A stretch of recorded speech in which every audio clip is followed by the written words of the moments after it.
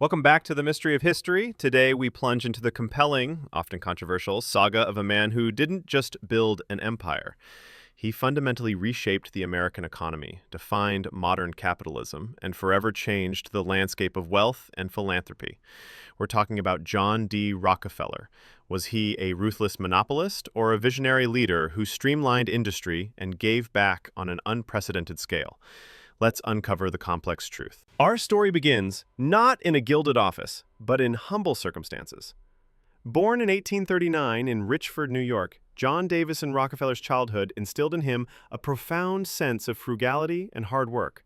His father was a traveling salesman, sometimes absent, sometimes engaging in less than reputable ventures, which taught young John early lessons about self-reliance and financial management. His mother, a devout Baptist, instilled strong moral principles, even as he honed an aggressive business acumen. From a young age, he displayed an uncanny knack for numbers and meticulous organization. At just 16, he got his first real job as an assistant bookkeeper, a position where his talent for efficiency quickly shone. The mid-19th century was the dawn of the oil boom. The discovery of oil in Pennsylvania in 1859 ignited a frenzy. But Rockefeller, ever the shrewd observer, saw past the wildcat drilling. He realized the real money wasn't in finding oil, but in refining it and transporting it efficiently. In 1863, he invested in an oil refinery in Cleveland, and thus his journey into the oil industry began. This seemingly simple insight blossomed into Standard Oil. Rockefeller wasn't merely a businessman, he was an architect of efficiency.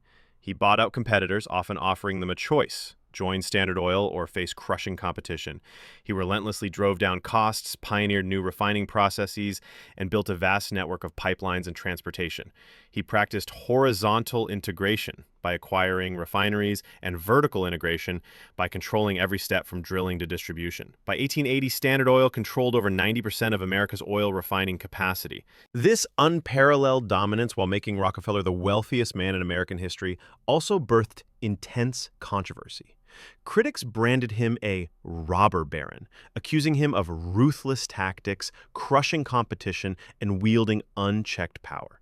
The public, fueled by investigative journalists like Ida Tarbell, saw Standard Oil as a predatory monopoly, stifling innovation and exploiting consumers.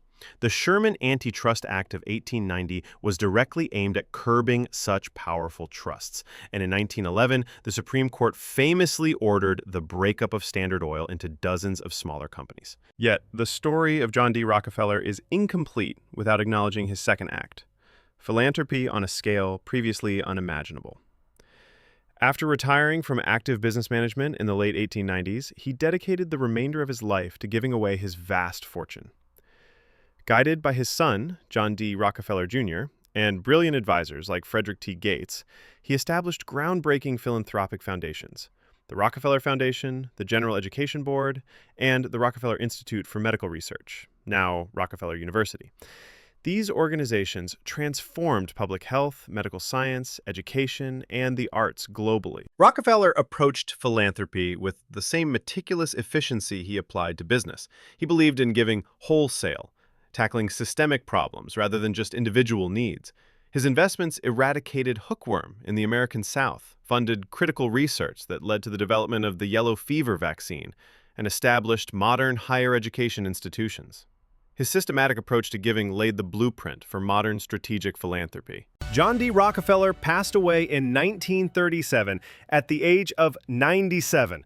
His legacy remains a fascinating paradox: the ruthless businessman who amassed unprecedented wealth through monopolistic practices, and the visionary philanthropist who pioneered large-scale giving for the betterment of humanity. He undeniably shaped the very structure of American industry and the practice of modern charity. His life forces us to confront uncomfortable questions about wealth, power, and responsibility. Join us next time on The Mystery of History as we continue to unravel the puzzles of the past.